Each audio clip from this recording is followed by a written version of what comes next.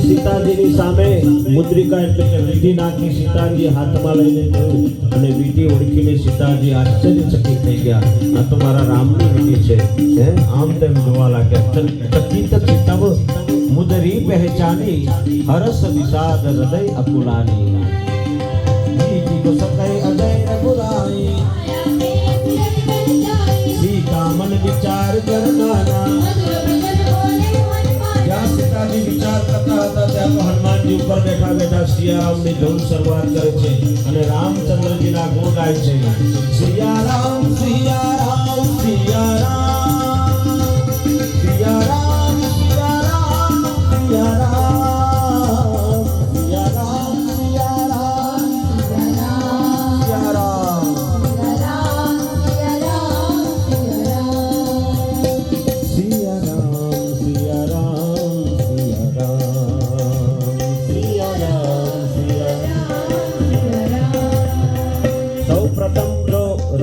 પારાયણ કરી હોય ને તો હનુમાનજીએ લંકામાં કરેલી ઉપર બેઠા બેઠા. એટલે જ ત્યારથી એક પ્રથા થઈ ગઈ કે વક્તા ઉપર હોય અને શ્રોતા નીચે બેઠા હોય.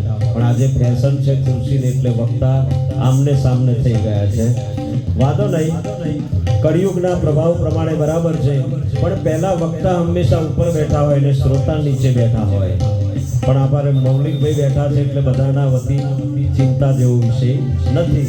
તો હનુમાનજીએ સૌ પ્રથમ રામાયણ શરૂઆત કરી. આસો પાલવના વૃક્ષ ઉપર બેઠા બેઠા માં જાનકી માં સીતાજી નીચે બેઠા બેઠા સાંભળે છે ને મધુર વાક્યો બોલ્યા અને રામ કથાનો આરંભ કર્યો છે. બાપ रामचंद्र गुण भरने लगा लागे सुने श्रवण मन लाए श्रवणामृत जय कथा सुहाए तब हनुमंत निकट चल गयो रामदूत में मातु जानकी यह मुद्रिका मातु में